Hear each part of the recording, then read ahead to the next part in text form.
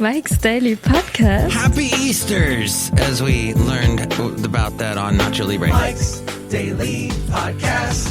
Do you know I have had diarrhea since Easter's? Welcome. This is a show that's called Mike's Daily Podcast, don't you know? And there's a rabbit that jumps around. He's fast. And if you catch him, you'll get a pot of gold and you'll live under a rainbow. And then you'll have a little reindeer come up to you with a shiny nose. And there are people that don't know that story, but it's all true. Mike's Daily Podcast. I had a wonderful day yesterday of doing nothing. Absolutely nothing. I feel a little guilty about the Daily amount of nothing I did. Podcast. It was extraordinary. Yeah! You need to do a little bit of nothing these days. Because there's a lot going on in your psyche right now. And it's a lot to deal with. So don't push yourself too much. Because it's just one of those things where you have a COVID-19 mass pandemic and people dying of it. And yeah. So last night, Saturday Night Live, Tom Hanks was the host, and he hosted from home. And I guess they did skits from home. I didn't watch it. I don't stay up. Actually, I did stay up, huh? I mean, I didn't stay up to watch Saturday Night Live. I stayed up to watch Northern Exposure. I'm almost done watching all the episodes. And I'm watching the one now. See, Joel is now about to leave. The whole show was about Joel Fleischman. And then at one point, Rob Morrow who plays Joel Fleischman, said, I'm out. I'm done with this show. And he left. And they thought they could keep it going with another doctor who, instead of this time, the doctor wasn't Jewish. He was Italian. And then that was probably because David Chase was executive producing the show at that point. And, of course, he is the creator of Sopranos. So we wrap up Northern Exposure, and it's very interesting. And so we're doing that now. And here's today's podcast picture. My lovely lady friend and I. And the podcast picture, which you can see at MikesDailyPodcast.com, is Basil the Boxer and I. This picture taken just a few days ago. We are enjoying the beautiful sun. Today, not so much sun on Easter. It's pretty overcast as I look out from Cafe Anyway, located somewhere in Podcastro Valley, the last place on earth. And let's see. Basil's going to bark for us in just a moment. I have a couple things to say. Because he does that, because he's our dog. You and mine dog. He did worry me a little bit. Yesterday he was kind of coughing a lot. I mean, he's getting up there. So every little thing that happens now. No, he doesn't have COVID-19. As far as I know, dogs can't catch that. Although I heard something that cats can spread coronavirus. Is that true? I don't know. This is more lies we're finding out from the internet. Let's see. I got a text message, and it's Sunday morning at 9:50. That's never a good thing. Oh, I got a Happy Easter message from Joe. He says, we sure miss seeing you and your lovely lady friend. So close, but so far away. Yeah, because they just live down the street. Maybe we can arrange some 6-foot apart meeting at Parsons Park, which, by the way, that is where this podcast picture was taken, was at Parsons Park. And I saw Joe's wife shortly after this picture was taken. And Joe's wife, her name is Bunny. No lie. And she is named after Easter because her birthday always falls around Easter. In fact, it is tomorrow. So let's wish her a happy birthday. Even though, as far as I know, Joe and Bunny have never listened to the podcast. Joe has asked me about the podcast. Joe is a little bit older than me. Joe will not, he's one of those people that I don't know what it is. Am I ageist? I just give up with anybody older than me trying to give them any kind of technological tutelage. It just doesn't happen. I cannot tutel them. Because I just know, like my lovely lady friend and I were discussing last night, because my mom has a Kindle. She goes, why don't you have her, she could set up like a email for her on Kindle And then, like, if you set up a Gmail, then you can get Google Hangouts, and then we could talk. And then there's a little camera on the Kindle. We could talk. And I'm like, already you're talking somewhere that she gives a crap about even doing any of this. She doesn't. I know her. I've known her my whole life. I know this is not something in her wheelhouse. Forget it. But, maybe there's, like, we were going to maybe have her, we have a streaming service, and maybe, include her in the streaming service. I go, no, already this is how this generation works. My mom's generation works. If it's on TV, they'll watch it. They won't seek out something. They won't go, I heard there's an interesting YouTube channel, or there's an interesting show on Netflix. That requires taking several steps that they don't want to take. I know this. Am I being ageist about it? Possibly. Was I being racist about China yesterday? Possibly. The last podcast? I don't know. I'm not being racist. Here's China. And what did they not tell us is the big question.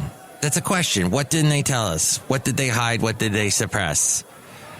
That then affected the rest of the world. That's a question for you. But, okay, backing away from that, we have some people older that can't do all the stuff. No, speaking of which, last night, so I'm going to give them a plug, then I'm going to give them a slug. Comcast gave out these, if you had to go through a couple of extra steps, once again, things that a lot of older people won't do or lazy people won't do. So it could be, maybe there's whip smart older people that would take this opportunity way before me. That's true. That's very true. I know lots of very smart people, much older than me. My point is that Comcast buried somewhere in one of their emails, hey, we're offering this new thing called Flex. It's a box that we send to your house. You plug it in. You have it connect to your Wi-Fi, and you'll be able to watch YouTube. When I heard that, I swear, it was like Christmas. It was Christmas in February, because I found out about it in early February, and I said yes, and I checked everywhere and didn't see any extra fees added. Now, knowing Comcast, they're going to throw extra fees in there somewhere, and I'll find out about it after the fact and go, what? I'm paying another $100 a month, which they tend to do. See, my slug along with my plug. But I am using that Flex so much these days. And in fact, as we go outside a cafe anyway, where we bring you Mike's Daily Podcast, somewhere in Podcaster Valleyton, the last place on earth, I love they've got these extra, you go to the free to me section, and there's this channel. You can probably access this in fact, I'm going to try it right now. On the internet, I think it's called FilmRise. Let me see. FilmRise. Is that it? Yeah. FilmRise, film and TV distribution. They have a lot of really awful movies. Oh, for some reason they have access to Hell's Kitchen. Can you just click on these and watch this? It says it's got Bernie. Let's see. If I click on Bernie, which was a movie by, what's his name? Richard Linklater. Wow, I can watch this online. I don't even know where to start with this slug. This is a plug, I guess. In a small town, Texas, a much-loved mortician goes to extreme ends to extract himself from the emotionally abusive and controlling relationship he has formed with his wealthy widow, played by Shirley MacLaine. Lead actor in this is Jack Black, who was in Nacho Libre, where the line was, do you not know I have had diarrheas since Easter's. Matthew McConaughey is also in this. Okay, so forget about the film, if you go to filmrise.com and you look for their concerts, I'm just going to type in concerts. Oh, didn't return anything. Interesting. Okay. I guess you go to their library. They have somewhere is a Peter Gabriel concert. Let's see if I can look it up. Because this concert I saw last night, Peter Gabriel does not show up. Interesting. And then here's the other question is, does this actually play? If I go to... Because, okay, I saw this concert last night. Oh, here's a documentary about Janis Joplin. Let's see. Will it play? Let's see if I hit play. No, it just gives me a trailer. Oh, maybe it doesn't give me the whole thing. So you probably have to have some kind of, cable connection, cable account that you can log into. At any rate, I saw this Peter Gabriel concert last night. He did probably within the past 5 years. He's definitely older Peter Gabriel, bald, gray, and a little portly, and he does an amazing job. First off, his voice, he sounds exactly the same as he did in 1986 when So came out. He sounds exactly like that. It is amazing. So many artists have lost their voices by now, and his voice sounds exactly the same. And he does the big hits like In Your Eyes. He does Digging in the Dirt, but with a symphony orchestra. And what's fascinating is so much of his music relies on drums, because I heard that he was a drummer at one point. And his good friend is Phil Collins, and they were in the band Genesis together. And Phil Collins was the drummer in that band. But Peter Gabriel has a drumming background. By the way, did you know Peter Gabriel sings backup on the song Take Me Home by Phil Collins? Take me home. You can hear his voice in the background. I have so much Peter Gabriel trivia, I could spend the whole rest of this podcast doing it. But this concert was so good. He did some of the album cuts that, unless you're a huge Peter Gabriel fan, you don't really know. But the rendition of In Your Eyes with just the orchestra, just stripped down, was fantastic. And that's at the very end. No, wait, Don't Give Up is at the very end, which is a very pertinent song in these days, which actually that performance was not that good.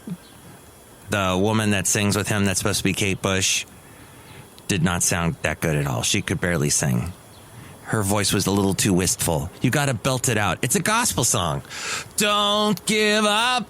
You still have friends. That's the song of the time right now. And he wrote it from a point of view of, being really down and that everything's crumbling apart. And then the woman's voice, played by Kate Bush in the song, is telling him, don't give up. We don't need much of anything. We're here for somewhere. There's a place that we belong. And it picks him up. It picks you up as the listener as you're listening to the song. All that to say, North Korea is calling for tougher and more thorough countermeasures to keep citizens safe from the fast-spreading coronavirus. Kim Jong-un was there, and he was not wearing a mask. North Korea continues testing for the virus with more than 500 people in quarantine, but has no confirmed infections yet. That's right, no confirmed infections. Yet 500 people are in quarantine.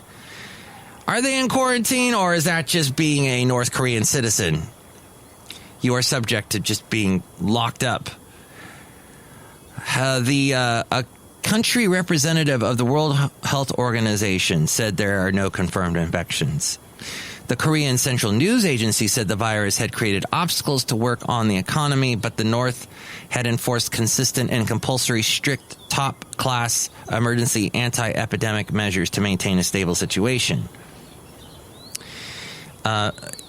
But state media photographs showed that none at the meeting, including Kim, wore masks or sat unusually far apart from each other.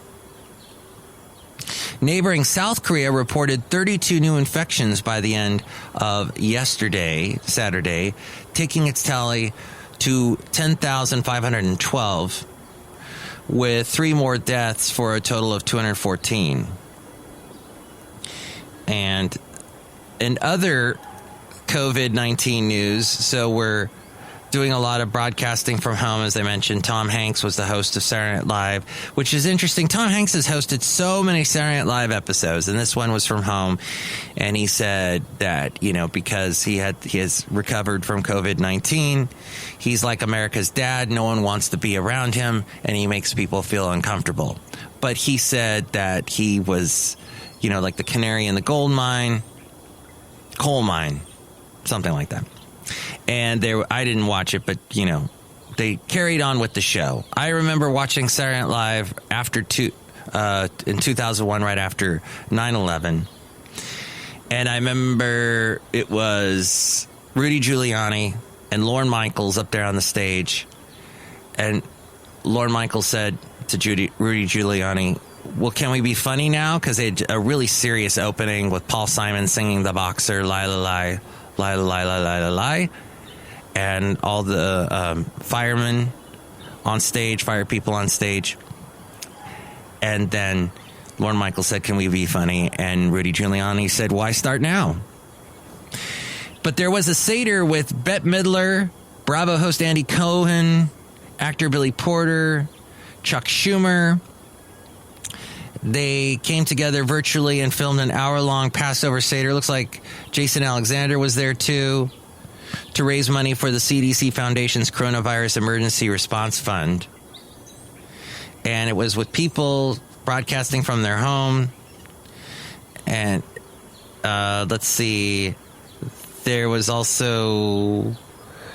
So as is done during traditional Seder meals, the star-studded lineup took turns telling the story of the Exodus and sharing favorite Passover memories.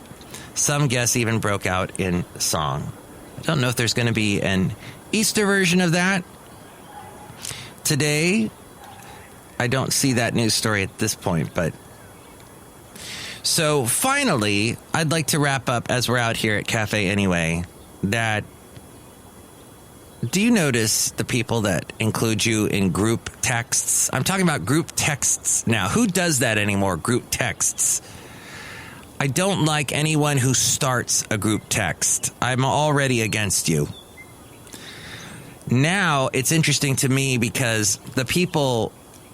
So I have two phone numbers. And by the way, you can call me at 336-MM Daily. That's 3 + 3 = 6. MM as in Mike Matthews. Daily as in what this podcast will try to be. It has been now for 2 days. Let's see if we can keep it going and not get interrupted with, what's that thing called? Oh, yeah, life. And watching on YouTube, by the way, one other thing, along with this Film Rise network, whatnot, is this, if you go on YouTube, somebody has... filmed non-stop with a really good HD quality camera walking through all these Disneyland parks. So if there's a Disneyland park that you have been to and that you had great memories at, it's good to do that at this time when you're sitting at home and maybe you wish you could be outside. It's like a virtual way of getting out and reliving good memories. And these videos were done last year, so they're very recent. I watched a walkthrough of Disney World, the Magic Kingdom in Florida, and a walkthrough of Epcot. And I went to Epcot twice with my mom and had the best time. And in doing the walkthrough through the Magic Kingdom, Disney World, I totally remembered my mom and I walking through there, and it just brought back so many memories. It's been so long since we've been there, and they've changed the parks a lot. It's frozen this, frozen that. But still, it was so great to just see again. I remember that restaurant we ate there. It's just a great way to get through these times. Okay, back to the group texts. Why? Because you've got all these people responding, because there's all these people in the group text. And so your phone is constantly making that noise when you get a new text message. And it's just so... It interrupts my life. I hate it. It goes off over and over and over again because everybody's responding to the group text.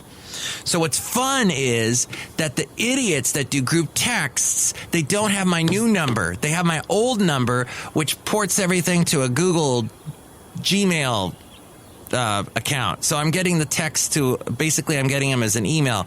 But the thing is, what I've discovered is that Google will not, you have to do a special thing to get to those texts. In other words, it can't do the group Gmail. It can't send that to you as an email for some reason. Or I haven't click the button that does it. So it was great. There was this huge group text thing going on, and even though I was included on it, I didn't get a single text. It was so nice. And both of the idiots that started the group texts have these huge egos, and they do stupid passive-aggressive things in their texts, like, well, I don't know why we're not doing this. I mean, this shows a lot of like me. Like, they're complaining in a passive-aggressive way, which I hate. Just tell me what the issue is. And just like these texts have absolutely no purpose whatsoever. And it all goes back to the originator of the group texts having just these huge egos. Mike's not responding. Guess you don't care, Mike. Mike, wow, you great job responding to this text, Mike. Great job. Passive-aggressive, satirical, satire, or sarcastic thing you're saying. Ridiculous. And, in both cases, these guys are like, they consider themselves radio celebrities, like they're really popular on the radio. I'm sorry. Here's an interesting fact. If you are a celebrity in the radio world, you are not a celebrity at all. Do you know what trumps you every time? TV celebrities. Even the guy who's on a TV show who's like the third or fourth character, maybe you see him once on the show, he's way more popular than you. No one knows who you are. You're just on the radio. There are people that listen to me, I don't get that. People that think, oh, well, so-and-so, he was really popular on the radio. I used to listen to him all the time. No, he's not a celebrity. Politicians are more popular. The guy on that Netflix show that's seen by like 5 people is more popular than anywho. That's just, I hate that. The people that you should have no ego if you're in radio, is my opinion, because you are never going to be as popular as the guy on the TV, the woman on the Netflix, the politician. Always, they're going to be way more popular. Eric Swalwell will be way more popular than you forever. Just letting you know. And by the way, have you noticed how much Winston Churchill has been quoted lately? It seems like every other minute I'm hearing another quote from Winston Churchill.